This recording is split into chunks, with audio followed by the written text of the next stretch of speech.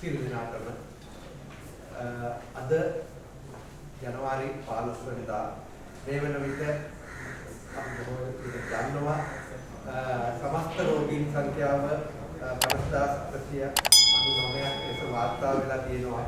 මෙයින් 46457ක් පහුගිය ඔක්තෝබර් මාසයේ 80 වාර්තා වුණු රෝගීන්, ඒ වගේම මේ රෝගීන් 50000න් රෝගීන් 43747 දෙනෙක් මේ වන විට සුවය ලබා නිවෙස්වලට ගොස් තිබෙනවා. රෝගීන් පුද්ගලයන් 247ක් මිය ගොස් තිබෙනවා. ඒ වගේම මේ මොහොත වෙන විට ප්‍රතිකාර මධ්‍යස්ථාන 76ක් කොවිඩ් රෝගීන් සඳහා සූදානම් කරලා තියෙනවා. මේ වායේ අඳන් 12516ක් සඳහා ඉඩකඩ සකස් කරලා තියෙනවා. ඒ වගේම මේ මොහොත වෙන විට අඳන් 7783ක භාවිතයට ගැලෙනවා. තවත් අඳන් 2955ක් අපිට භාවිතය ගැනීම සඳහා සූදානම් කරලා තියෙනවා. ඒ වගේම මේ මොහොත වෙන විට දැඩි සත්කාර ඒකක අඳන් වලින් 21ක් පමණක් භාවිතයට ගැලෙනවා. පහුගිය පැය 24 තුල PCR පරීක්ෂණ 14565ක් සිදු කරලා තියෙන බවට අපිට අවසානයේ ඊයේ රාත්‍රිය වෙනකොට වාර්තා වෙලා තියෙනවා. මම හිතනවා සංඛ්‍යා ලේඛන එපමණයි. මොනවා හරි ගැටලු තියෙනවා නම් මොකද තවත් සීමක ඉන්න ගමන් මම ආවේ අපහු ගන්න ඕනේ. මොනවා හරි ප්‍රශ්න තියෙනවා නම් අපි සාකච්ඡා කරමු. දැන් ડોક્ટર අලුත් වෛරස් ප්‍රභේදයක් ගැන සඳහන් වෙනවා. ඒකේ නවතම තත්ත්වය කොහොමද? ඒක ලංකාවට බලපෑමක් තියෙයිද ඉදිරි කාලය තුළ? දැනට අපිට මේ එක පුද්ගලයෙක්ගෙන් මේ රෝගය හමු වෙනකොට අපි ඒ සම්බන්ධයෙන් අවධානයෙන් ඉඳලා ඒ විශේෂයෙන්ම එන අය පුද්ගලයා ආපු රට ගැන අවධානයෙන් ඉන්න නිසාම අවශ්‍ය කරන මූලික ක්‍රියාමාර්ග ආරක්ෂක ක්‍රියාමාර්ග සියල්ලම අරගෙන තිබුණේ. ඒ නිසාම මෙම පුද්ගලයා හරහා මෙම රෝගය පැතිරීමට තියෙන අවදානමක් ඒ කියන්නේ එහෙම පරස්පර අවදානමක් කොහෙත්ම තියෙන්න බෑ. දෙවෙනි එක තමයි කොහොමදත් මේ රෝගය පැතිරෙන්න පුළුවන් පැමිණෙන්න පුළුවන් රටවල් ගැන යම්කිසි අවධානයක් යොමු කරමින් අපි ඒ ප්‍රදේශ වලින් පිටරටින් පැමිණෙන අය පිළිබඳව අවධානයෙන් ඉඳලා පරීක්ෂණයට ලක් කරනවා. කොහොමද සෑම දිනෙකම කෙසේ නමුත් PCR පරීක්ෂණයකට අනිවාර්යයෙන් පිටරටින් පැමිණිය අය ලක් වෙනවා. ඒ අය PCR පරීක්ෂණයට ලක් කරන තෙක් සහ ඊට පසුව අපි නිරෝධහයින්ට ලක් කරන නිසාම මේ පුද්ගලයෝ හෝ මේ පුද්ගලය හරහා එන අවස්ථාවේදී මේ වෛරසය හඳුනා ගැනීමට යම් ආකාරයකට ප්‍රමාදයක් හෝ එසේ නොවුනොත් ඒ රෝගය රට ඇතුළට මේ අවදානම අවම කරගෙනයි තියෙන්නේ. මොකද අපි අවශ්‍ය කරන සියලු නිරෝධායන සහ ආරක්ෂිත ක්‍රම විධාන යොදනවා.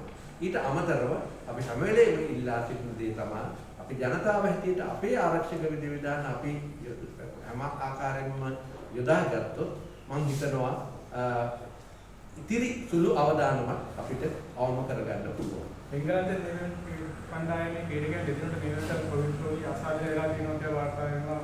ඒ සම්බන්ධයෙන් තොරතුරු කොයි අපිට දෙදිනකට වාර්තා වුණා කියලා නම් මට වාර්තා වෙලා නැහැ. එක පුද්ගලයෙකුට රැඳුණු බව පමණයි අපිට වාර්තා. ඕර්ලේ රැඳලා ඉන්න අයට තමයි කීඩකයන් දෙදිනට වාර්තා කරලා නැහැ. ඔය සමහර විට ඔබ කියන්නේ ඒ පුද්ගලයා සමග එක කාමරේ රැඳී සිටි පුද්ගලයා නිරෝධායනට ලක් කරනවා. සමහර විට ඒක වෙන්න පුළුවන් මේ ආකාරයට මේ පරිවර්තනය කරලා සමාජයට සලකනවා ඇත්තේ. අපිට මේ දක්වා තවත් එක්කෙනෙක් පොසිටිව් බවක් වාර්තා වෙලා ඒකම මොකද අසල වැක්සින් එක ගැන ලොකු කතාවක් කරනවා. ඔස්ට්‍රේලියාවේ කතාවේ ලංකාවේ නැත්නම් ෆයිසර් එකේ ඉන්න බව තමයි සාකච්ඡා මට්ටමේ කියන බව ප්‍රතිවාදව. හදිසියෙම SPC එක හදිසි අනුමත කරන්න අවසර දීලා තියෙනවාද? රුසියානු වෙන්නත ලංකාවට ගෙනියන්න සඳහා. එවැනි අවසර ගැනීමක් ගැන අපිට නම් එහෙම වාර්තා වෙලා නැහැ. ඒ වගේම එහෙම මේක සාමාන්‍යයෙන් ඉතාමත් හදිසි මිලදී ගැනීමක් හැටියට ගැනීමට අවශ්‍ය වන්නේ නැහැ. මේ මොහොත වෙනකොට මා මේ සාකච්ඡාවට සහභාගී වෙලාවෙත් අපේ බෝන රෝග පිළිබඳව තියෙන අපේ උපදේශක කමිටුවට අපේ වර්තක ජනරාල්තුමාගේ ප්‍රධානත්වයෙන් රැස් වෙලා සාකච්ඡා කරනවා. ඒ වාගේ එක ඉහළ මට්ටමේ කමිටුවකින් ඒ සාකච්ඡා කරලා ඒ සාකච්ඡාවලින් ගන්නා තීරණ අනුව අවශ්‍ය කරන නිර්දේශය යවනවා මිසක් මෙහෙම වෙනම තීරණගෙන ඒ වැක්සින් එන්නත් ගැනීම පිළිබඳව කටයුතු සිද්ධ වන්නේ නැහැ.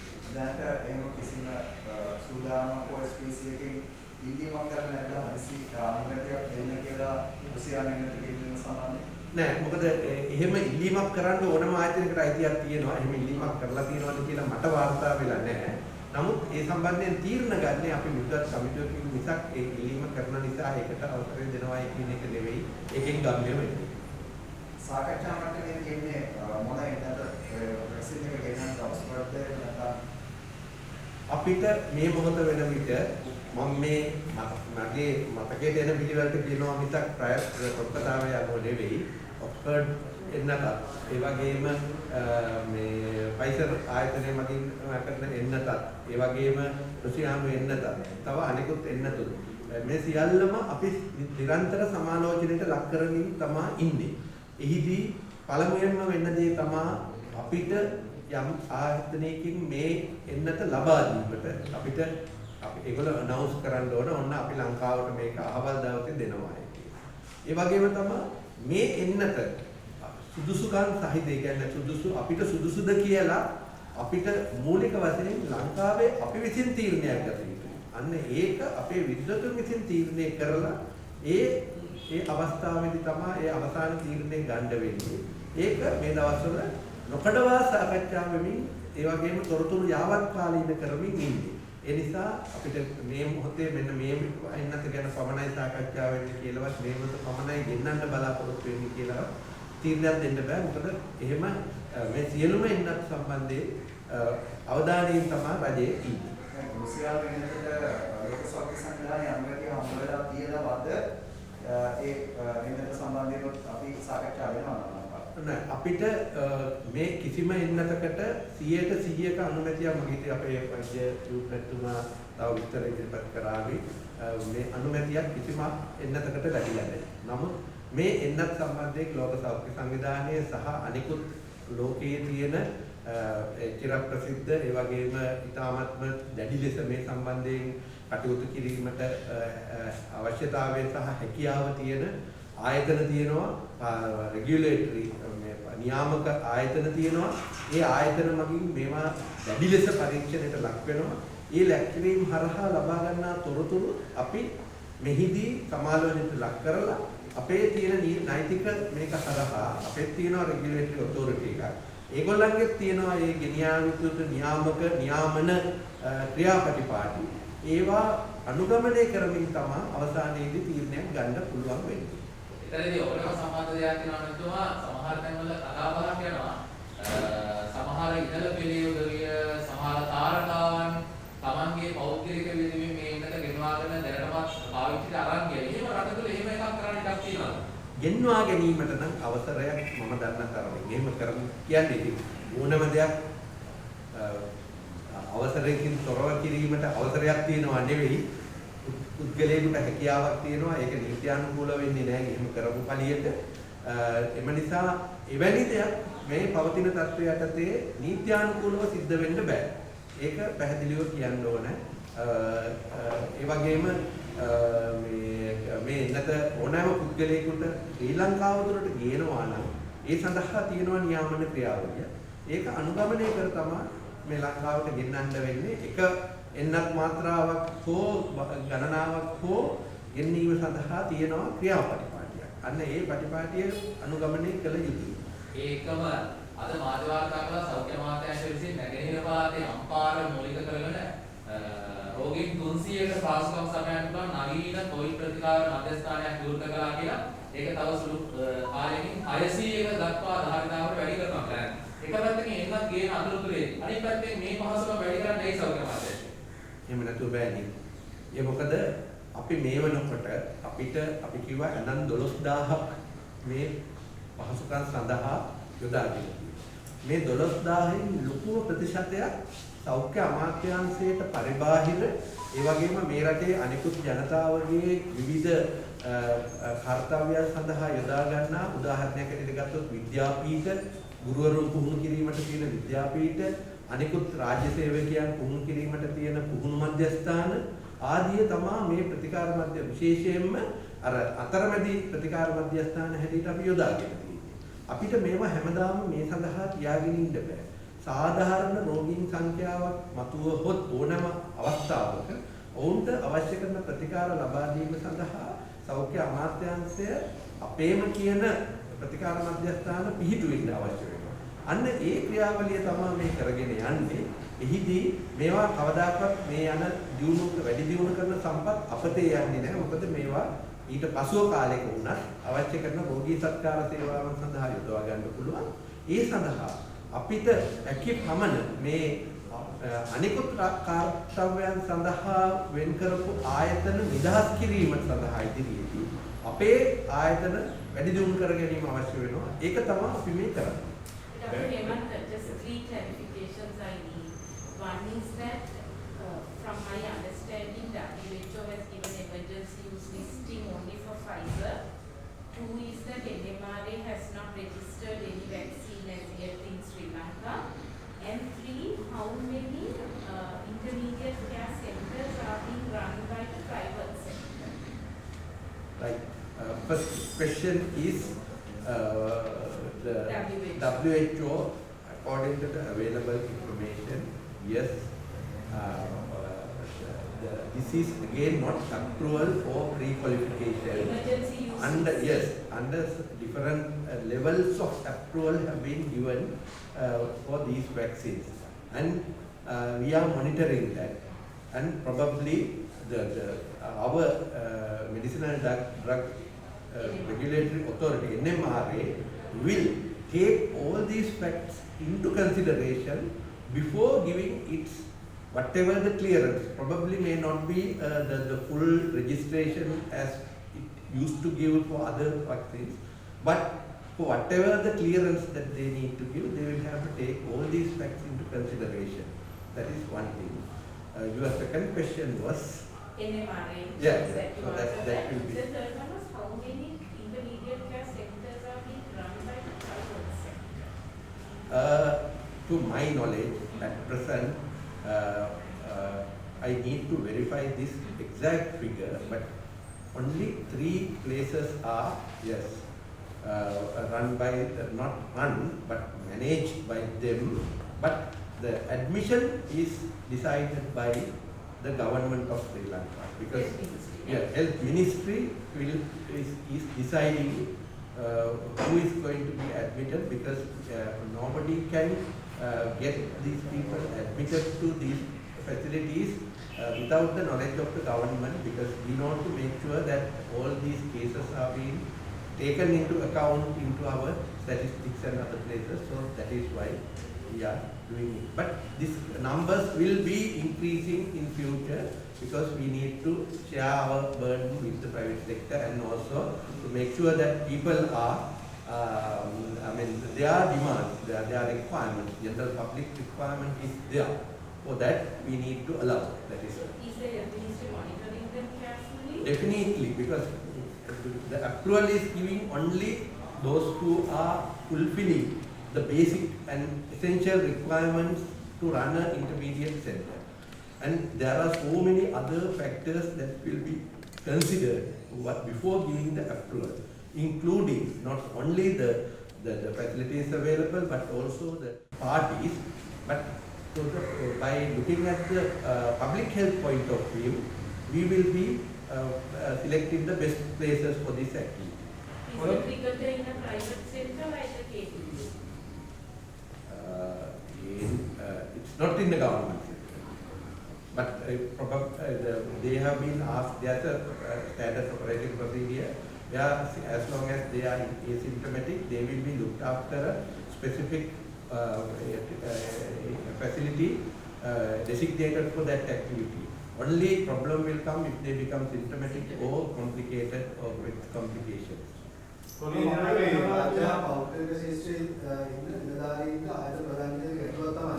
සාමාන්‍යයෙන් සිකුරාදා හවස මේ කොළඹ පැත්තේ ඉන්න උගා නිවාසී වල රාජකාරී කරන කට්ටිය සෙනසුරාදා ගෙදර ගිහින් ආපහු සඳ රාජකාරියට එනවා. හැබැයි උගාත් එන්නේ. මෙහෙම ගමන ගියාට පස්සේ සමහර සෞඛ්‍ය වෛද්‍යධාරී කාර්යාලවල දින 14 නිරෝධාරණය කරනවා මේ වසනායන පළාතේ ගියා කියලා දැනෙනවා. සමහර අය ඒවලු. මේක සෞඛ්‍ය මන්ත්‍රාලයේ ක්‍රමවේදයක් තියෙනවා නිරෝධාරණය කියන්නේ කොහොමද මේ නැත්නම් උගාකන්නේ සෙනසුරාදා ළමට ගිහින් ආපහු එන මේ සාමාන්‍ය මනුෂ්‍ය කතාවක් කියලා මේක උගේනවා. ඒක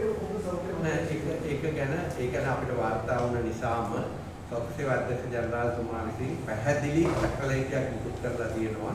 සෞඛ්‍ය අමාත්‍යාංශයෙන් නිකුත් කරලා තියෙන චක්‍රලේඛ වලට පරිබාහිරව ඕනෑම ක්‍රියාමාර්ගයක් ගැනීමට ඒගොල්ලන්ට අයිතියක් තියෙනවා. මොකද මේක අපේ ස්වාභාවිකව තියෙන සතුරෙක් එක්ක කරන සටනක්. ඒ නිසා චක්‍රලේඛ වලට පමණක් යටත් වෙලා ඉන්න බෑ. නමුත් එවැනි තීරණයක් ගන්නවා නම් මොනවා හරි ගැටලුවක් තියෙනවා නම් ඒක සාධාරණීකරණය කරලා සෞඛ්‍ය සේවා අධ්‍යක්ෂ ජනරාල්තුමා සමග සාකච්ඡා කරලා එතුමාගෙන් අනුමැතියකින් තොරව මෙවැනි තීරණ ගන්න එපායි කියලා අපි පැහැදිලි චක්‍රලේඛයක් යවලා තියෙනවා. ඒ නිසා මේ මොහොත වෙනකොට මම හිතනවා මේ ප්‍රශ්නය විසඳිලා තියෙනවා. අද වෛද්‍ය නිලධාරී සංඝයේ සභාපතිවරයාට ඒ ආසිත වෛද්‍යවරුන්ට කොරෝනා රෝගය ආසන්න වෙලා තියෙනවා කියලා මේ වාර්තා වෙනවා කියන්නේ සත්‍යතාවයක් තියෙනවා. විශේෂයෙන් මට රෝගීන් පිළිබඳව විස්තර මම පුද්ගලිකවත් මේ විස්තර මම අපයන්නේ නැහැ. ඒ වගේම මම හිතනවා මාධ්‍ය හැටියට අපිට ඔබතුමාටත් මම වෙනම අහුවලා මම විස්තර ටික කියන්නම්. නමුත් මේක මාධ්‍යයේ ප්‍රචාරය කිරීම සඳහා එවැනි තොරතුරු ඉල්ලා සිටීම හා ප්‍රචාරය කිරීමෙන් වැළකී සිටින්න කියලා ඉල්ලා සිටිනවා. මොකද මේ පුද්ගලයන් රෝගීන් ගේ අනන්‍යතාවය සහ අනිකුත් දේවල් මම හිතනවා අපි මේ සෞඛ්‍ය කටයුතු වලදී මේ එළියට දමනය කෙච්චර හොඳ නැහැ.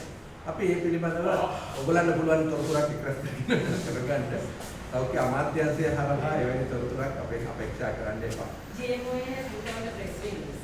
අන්න ඒක තමයි. දැන් අපි දන්නවා රාජ්‍ය නායකයින්ට හැදිලා තියෙනවා. රාජරාජ මහාමාත්‍යවරුන්ට හැදිලා තියෙනවා. නමුත් ඒ අය පිළිබඳව ඒ ආයතන මගින් නිකුත් කරලා තියෙනවා ප්‍රවෘත්ති මාධ්‍ය නිවේදන හරහා.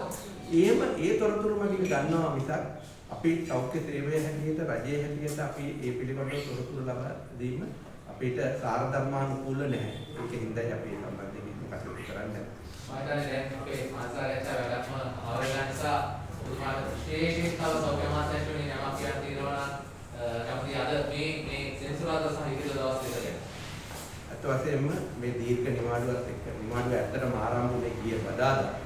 අද වෙනකොට මට අද වැඩ කරලත් යන්න පුළුවන්. ඒ නිසා අපි සියලු දෙනාගේම ඉතාම කාරුණිකව ඉල්ලා සිටින්නේ මේ මොහොතේ මේ දීර්ඝ නිවාඩුවත් එක්ක අපිට යා යුතුම ගමනක් තියනවා නම් පමණක් සංචාරණයේ යෙදෙන්න. එහෙම නැති හැම අවස්ථාවකම මේ වාගේ සතියන්තවල හැකි පමණ තමන්ගේ නිවෙස් වලට වෙලා ඒ කාලය ගත කරන්න. එසේ නොවුනත් එසේ ගියත් නොගියත් අපි පිට යන වෙලාවක ජනතාව එක්රැස් වෙන ස්ථානයකට මාකට් එකකට වෙළඳපොළකට කඩේකට යන ඕනෑම අවස්ථාවක අපි නොකඩවා කියනා වූ සෞඛ්‍ය පිළිකුල් නොකඩවාම කරගෙන යන්න කියන එක ඉතාමත් කාරණිකව ඉල්ලා සිටිනවා. මම හිතනවා අපිට ඒ හරහා පමණයි මේ රට දුවන ගමන් මේ සියලු දේවල් වලට නීතියෙන් තහංච පවත්වන්න නැතුව අපිට මේ රටේ මේ රෝග තත්ත්වය පාලනය කරන්න පුළුවන් වෙන්නේ නීතියක් ගමන කරන්නේ නැතුව අපිම හිතාගෙන අපි මේවට අපි ආරක්ෂා වුණොත් ඒ සඳහා සහාය ලබා දෙන්න කියලා සියලුනාගෙම ඉල්ලා සිටිනවා. අවසාන වශයෙන් දැන් අලුත් වාර්තාවක් කියනවා මේ වාහනවල යන අතරතුරදී මේ උපාවරණය බලන්දාය ආයුධය කියන එක ඒ සම්බන්ධයෙන් මොකද හිතන්න කළා? ඒකත් මේ අපිට බැලූ බැලමට ඕනම කෙනෙකුට හිතනවා වාහනේ ඇතුලේ ඉන්නේ මම මේක දාගෙන ඉන්නවද නැද්ද කියන එක අදාළ නැති වෙන්න පුළුවන්. එහෙමයි බැලූ බැලමට. නමුත් අපි මේ මම හැම වෙලේම කියන දෙයක් තමයි මටත් කියන්න පුළුවන් මේ මොහොතේ ඔබතුමන්ලා ඉන්නේ මීටර් කීපයක් ඈතක.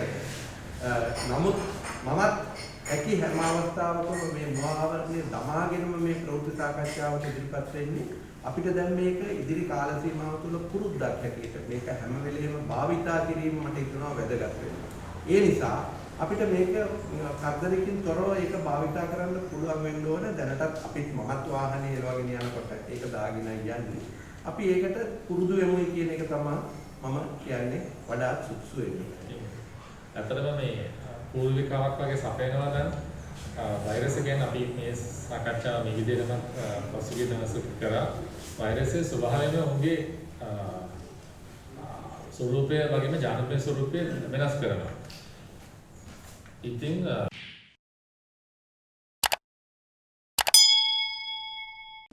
විකෘතිතා සමහරකට සම්ප්‍රේෂණයට රූප ලක් වෙනවා. සමහරක් විකෘතිතා ගොඩාක් උන්ටම හානි කරයි. එතකොට ඒ නම ප්‍රභේදය හරි අනු ප්‍රභේදය හරි ඉස්සරහට යන්නේ නැහැ. ඉතින් ඒක ඔවුන්ගේ ඒ තියෙන ප්‍රාථමික මට්ටම අපි කියනවා වෛරස් එකක් කියලා කියන්නේ ආසාදිත ඒකකයක්. ජීවිකුත් නෙමෙයි. එච්චර ප්‍රාථමිකයි ඔවුන්ගේ පරිණාමය. ඉතින් ඔබ දැක්වූ ප්‍රවේශයට කුකුලක් විදිහට දැනට තියෙන මේ විශේෂයෙන්ම ඒ වෙලකේ තියෙන ප්‍රභේදයේ සම්ප්‍රේෂණය වීමේ හැකියාව අනිත් ප්‍රභේද වලට වඩා වැඩි. මොකද ඔබ හොඳටම දැකලා ඇති පෞද්ගලික සති කීපය තුළම ඒකේ විරුලන්ස් එක කියලා. එහෙම නැත්නම් ඒකෙන් රෝගිය බෝ කරලා අසාධ්‍ය තත්ත්වයට පත් කරන එක හොඳ වෙලාවට අඩුයි. මොකද විශාල වශයෙන් ඒක පැතිරීමේ ස්වභාවය වැඩි. ඉතින් එහෙම ඒ ප්‍රභේදය හැදුණයි කියලා හරි අනිත් ප්‍රභේද වලට හැදුණයි කියලා හරි ඒකට තියෙන ප්‍රතිකාර හරි එහෙම නැත්නම් ඒක හඳුනා ගැනීමේ ක්‍රමවේද හරි එහෙම නැත්නම් විශේෂයෙන්ම ඒකට වළක්වන ක්‍රම එහෙම වෙනස් වෙන්නේ නැහැ.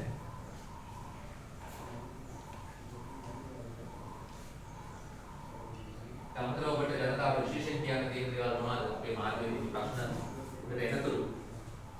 නැවත වතාවක් කියන්න තියෙන අපේ තියෙන මූලිකම සිද්ධාන්ත තමයි. දැන් විශේෂයෙන්ම මේ පැත්තට සම්ප්‍රේෂණ අලුත් ප්‍රභේදයක් වුණා අපි ගිය අවුරුද්දේ ජනවාරි මාසේ ප්‍රභේදය වුණා පැතිරීමේ ක්‍රමය ඇවිල්ලා එකමයි. ඒ කියන්නේ ශ්වසන කෙළබිරිදි මගින් තමයි මේක පැතිරෙන්නේ. ඒ වගේම තමයි මේක අලුත් ප්‍රභේද වුණා පැතිරීමේ වෙනසක් සිද්ධ වෙලා නැහැ.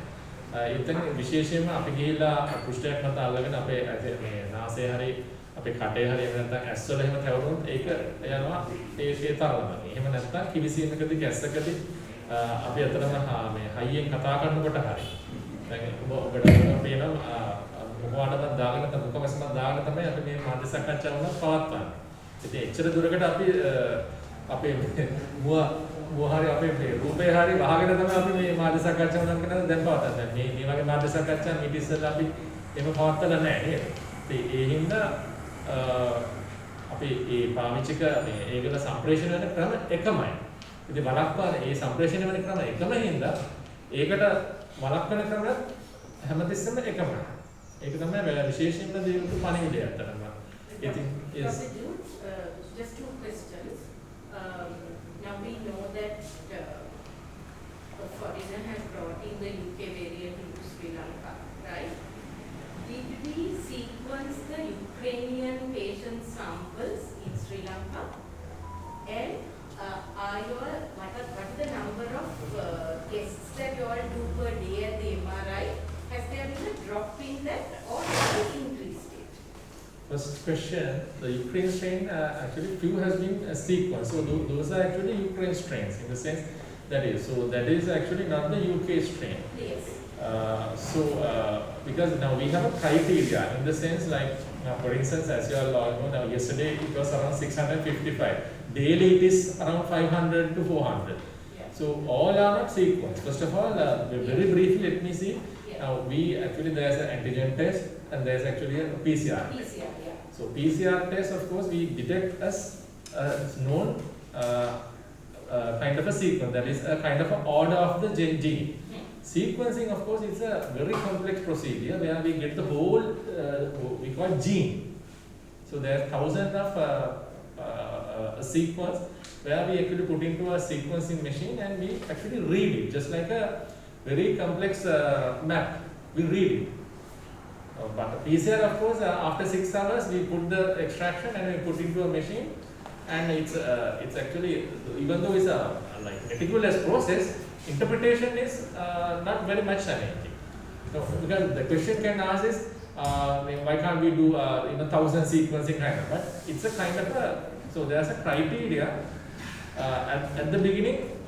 Those who are coming from target countries.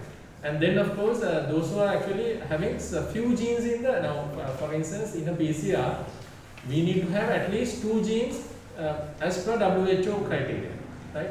Say for instance you are a male and you need to know whether you are a Caucasian or what is your ethnicity. You are a female, but we need to know for certain instances your pedigree, right? Like that. So WHO has clearly said, so we need to have 2 genes. Sometimes the spike gene is not detected. Then of course there's an alarm. Why the spike gene? Because the spike gene is the one that is actually, a spike stands for attachment. Now for instance, something like this, as you all know, corona has crown. So it will go and bind with the our nasal receptors. So second question is, so they have not been detected as kind of a UK strain. So the third question, of course, we have been increased. Our capacity was around 800,000. Now we have actually increased to 1,500, 1,800 along with all other tests also. Now, for instance, in the lockdown period, some of the field tests were actually not requested at all. Now, of course, the country is also normal.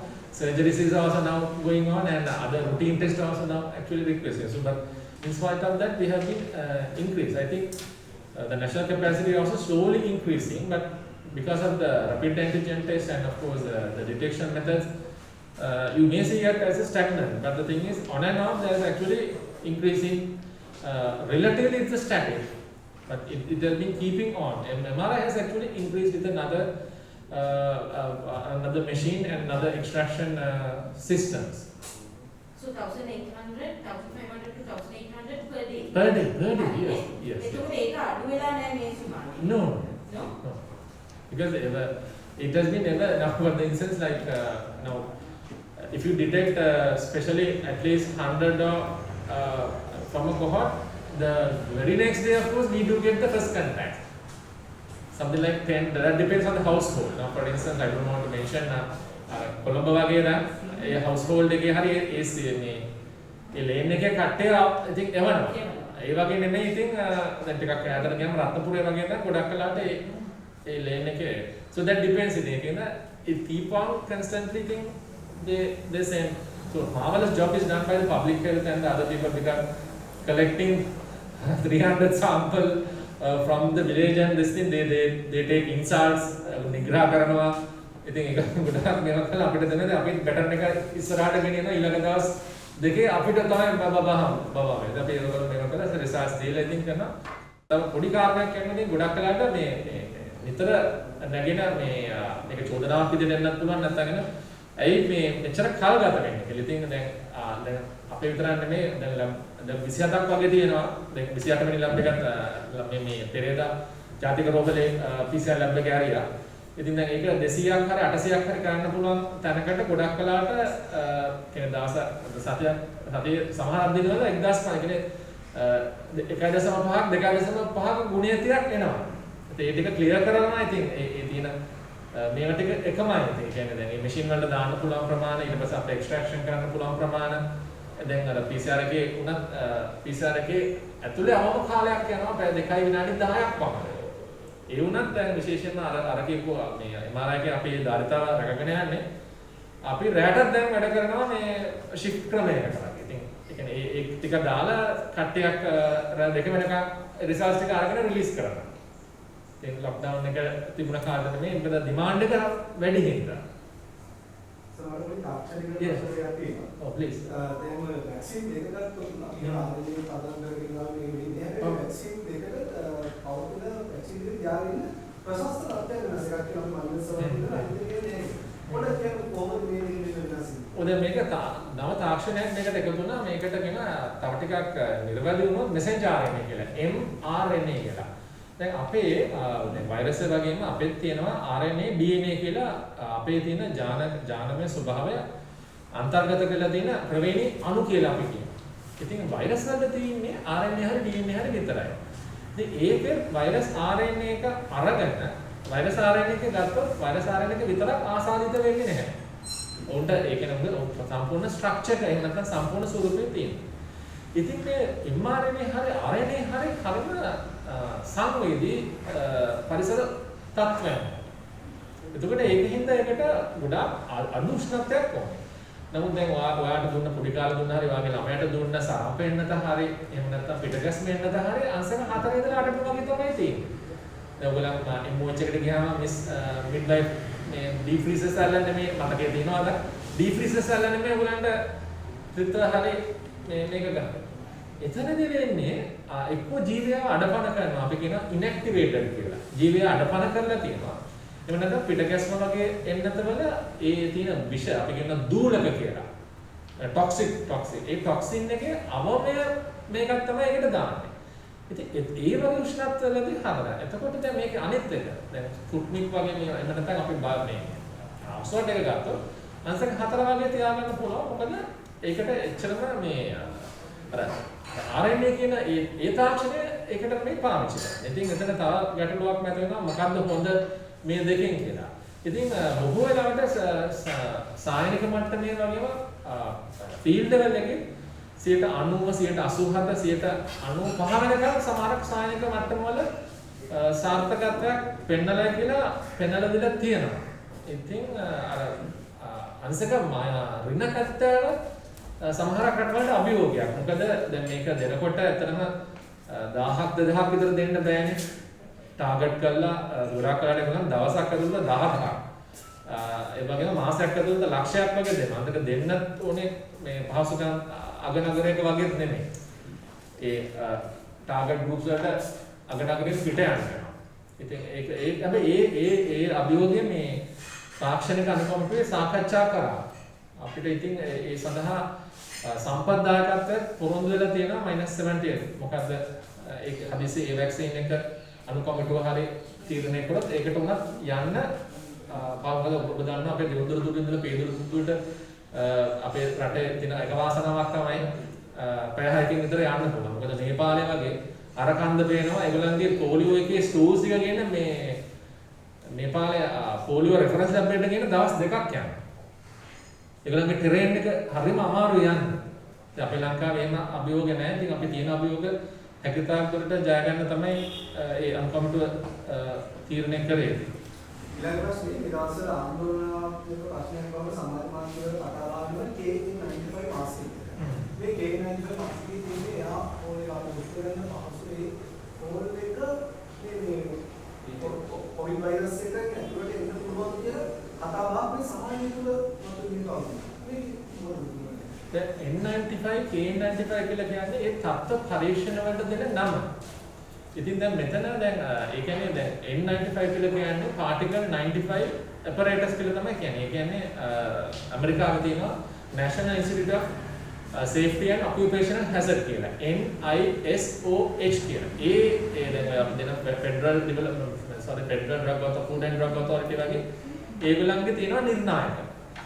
0.5ට වඩා වැඩි particle 100ක් මේක දාගෙන හිටියොත් කීයක් ඇතුළට යනවාද කියලා. එතකොට N99 මාස් තියෙනවා N95 මාස් තියෙනවා. K95 කියලා කියන්නේ චීනයේ ඇතුළත මේ වෙලා දෙන ඒක දෙන quality certificate. දැන් උදාහරණයක් ලෙස ISO standards තියෙනවා. හැබැයි සමහරක් වෙලාවට British standards තියෙනවා. ඊට පස්සේ අපේ ඇමරිකාව මේ ඕස්ට්‍රේලියාව වගේ කරකට ඒගොල්ලන්ගේ දෙනවා ANZ කියලා. Australian National Standards කියලා. ඉතින් ඔය ස්ටෑන්ඩඩ්ස් අතරේ මාස්ක් වලට පමණක් නෙමෙයි සමහරක් වෙලාවට අපි දාන මේ බෙහෙත් පවා තියෙනවා USP කියලා. United States Pharmacopoeia. ඊට පස්සේ දෙනවා BP කියලා තියෙනවා. British Pharmacopoeia කියලා තියෙනවා. ඒ අතරේ චූටි වෙනසක් තියෙනවා කියලා තියෙනවා. ඒ කියන්නේ 92ක 91ක විතර particle apparatus කියලා තියෙනවා. ඉතින් ඒකෙදී උනත් පවත්වාගෙන යන්න පුළුවන්. නමුත් වැඩේ තියෙන්නේ දැන් අපි K95 මාස්ක් එකක් හරි දැන් මෙතන මේ ප්‍රශ්නකුත් යොමු කරලා දෙනවා මොකක්ද හොඳම මාස්ක් එක කියලා.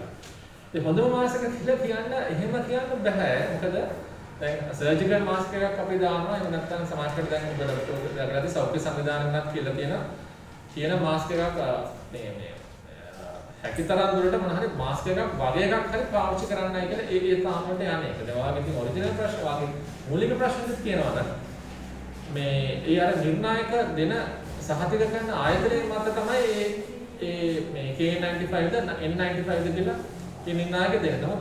එක හා සමානයි වගේ තමයි P අරගෙන තියෙන්නේ.